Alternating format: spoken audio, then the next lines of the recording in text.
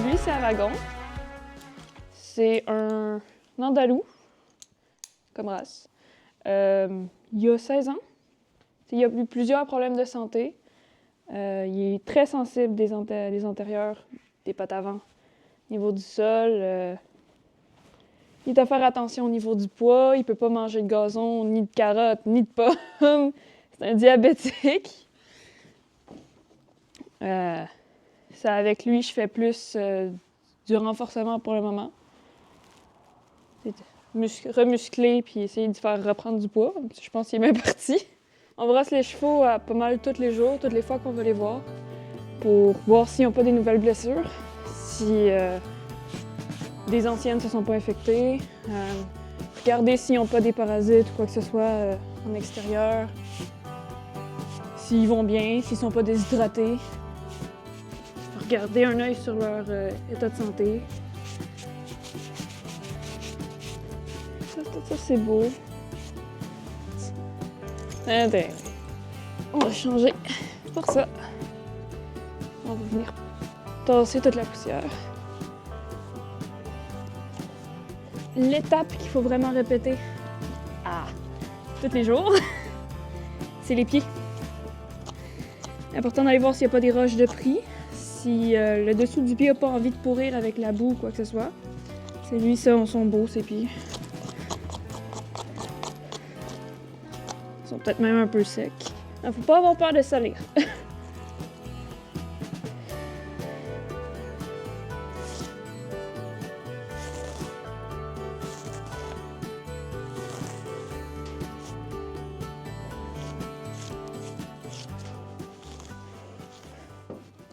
Chaque selle a une différente grandeur, que ce soit du côté de l'arçon, pour aller sur différents chevaux ou du siège, carrément.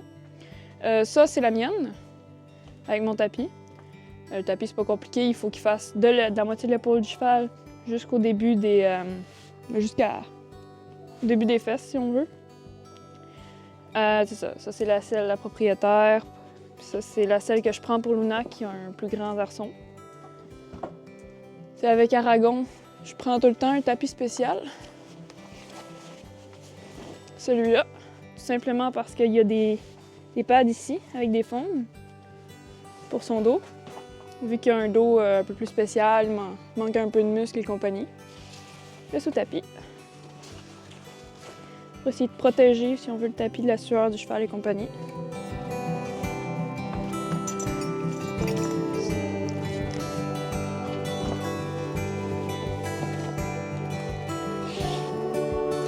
Quand on fait certaines manœuvres, il peut se cogner. Lui, il est assez doué là-dedans. Sinon, ça peut aussi soutenir les tendons. Vu que les tendinites sont très communes chez les chevaux. Ça. Ça, c'est les cloches. Ça a quand même une bonne utilité. C'est pour pas que les postérieurs viennent atteindre ce qu'on appelle les glomes ici. Puis c'est un endroit très fragile. S'ils se cognent là, ils peuvent se casser un petit os, puis après ça se répare pas.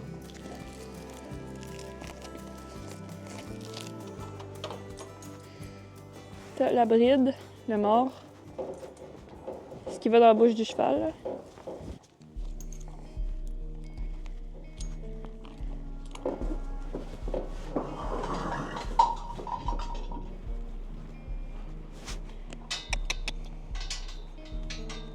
Ce que je fais tout le temps avant de monter, c'est pas vraiment compliqué. On fait quelques manœuvres au sol, voir s'il est attentif à moi, s'il va respecter mon espace vital sans me piler dessus. Oh, c'est là. Il s'est pas arrêté directement quand j'ai demandé. Il allait me piler ses talons.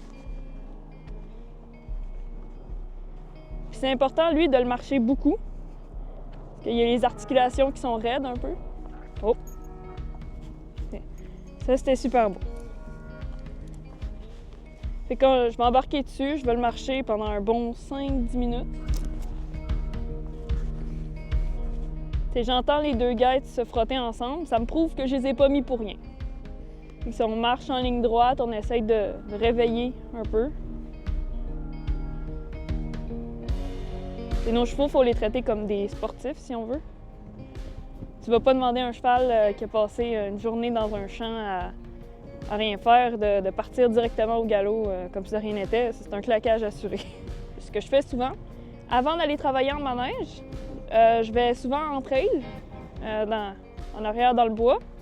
Mais ce temps-ci, mettons que je limite les sorties. Pour la simple et bonne raison qu'on a déjà croisé un ours, on a fait un beau face-à-face. Les filles à côté au ranch ont croisé un lynx, puis moi, je suis tombée sur les empreintes, sur les excréments, ce qui me montre qu'il est directement derrière, puis on a une poule qui a disparu, c'est génial. Si on limite un peu, du moins le temps que j'aille pas de chien pour me prévenir entre elles.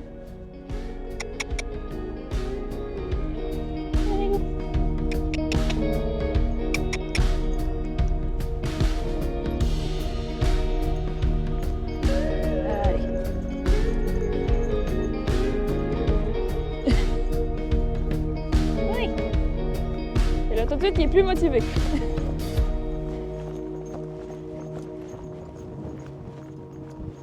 Oui.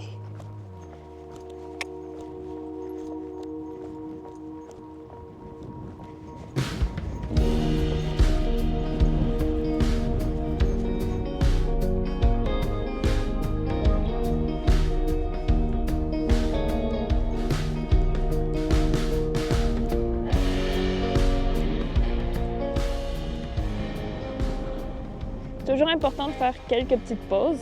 Tu vois, lui, il est venu, il s'en va s'étirer lui-même. Le but, c'est pas non plus de le fatiguer à mort pour qu'il ait plus envie par après. Ouais.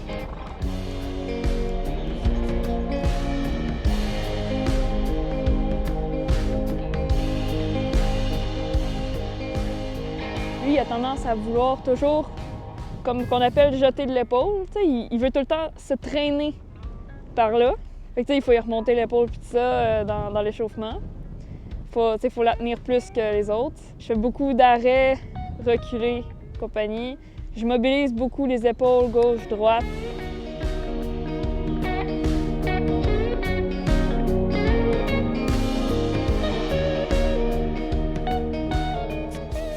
Tu as différentes disciplines. Tu as ce qu'on appelle le classique, le western. Moi, je fais les deux. En classique, c'est ce qu'on appelle une selle anglaise. Tu n'as pas de corne ici, de pommeau là. Tu n'as pas de siège en arrière qui te retient. Tes étriers vont être plus courts. Tu vas aller plus sauter des obstacles.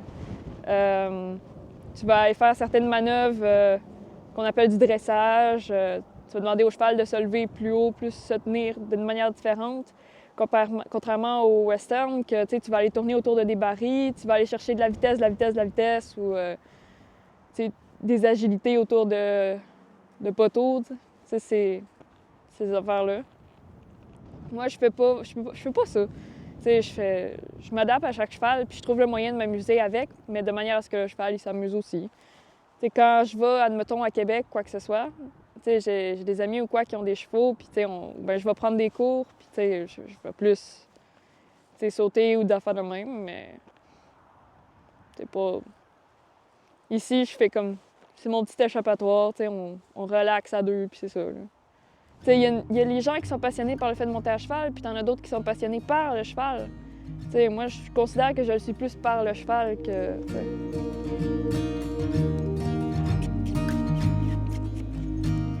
Let's go! Ça va faire 8 ans, c'est ça, que je fais du cheval, pas mal à toutes les fins de semaine. Puis, j'ai eu 2 chevaux. À un moment donné, c'était tous les jours, puis tout ça, pendant 2 ans, comme. Mais ça, là, je l'ai plus. Puis là, c'est plus quand j'ai du temps libre, mais 100% de mon temps libre, je le passe ici. Quand il fait pas des grosses tempêtes comme on a eu dernièrement.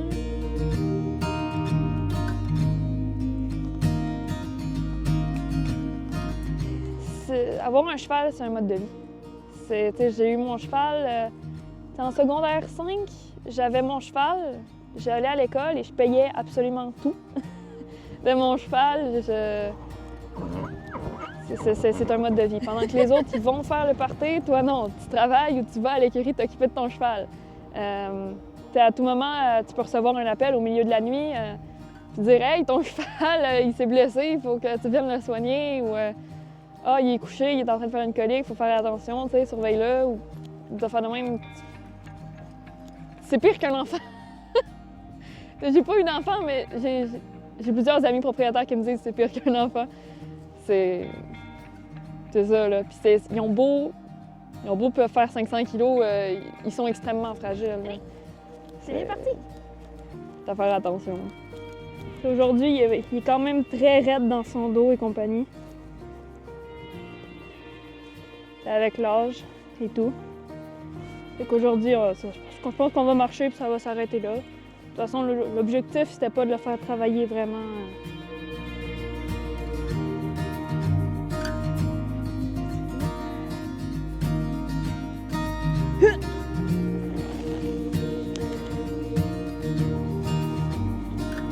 Let's go!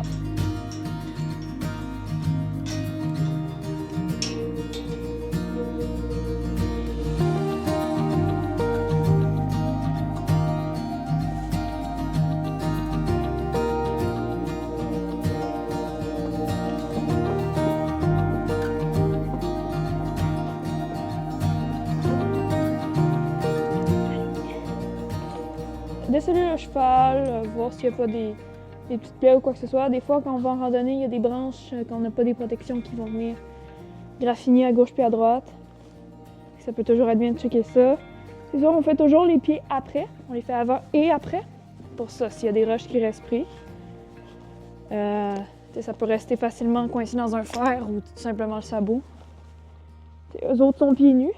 De manière générale, quand on va en randonnée, juste lui puis moi, il est assez nerveux, anxieux, il est tout le temps pressé de rentrer, puis c'est pas rare qu'on arrive puis qu'il est trempé de sueur, là, pour aucune raison. Des fois, on peut simplement faire une rando au pas, puis c'est l'empressement de rentrer, c'est comme une urgence nationale. C'est parce que les chevaux sont des animaux grégaires, ça vit en troupeau, fait que quand ça se retrouve tout seul, ben, c'est pas toujours super serein. Ça aussi, il faut savoir respecter ça. Ça se travaille aussi.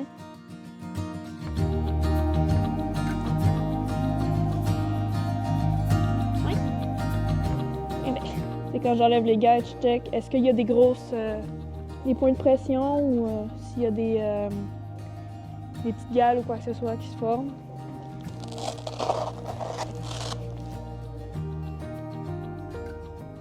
Ça, puis une chose que je fais beaucoup avec lui,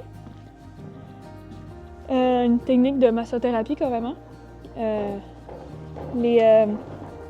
de venir faire des petits cercles ici. Et là, il se détend. Il y a un endroit où il est vraiment raide, c'est la mâchoire, mais ça, j'ai pas de technique vraiment.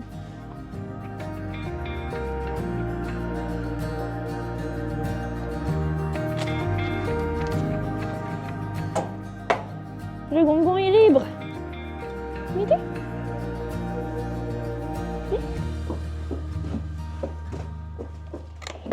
On va rejoindre son ami.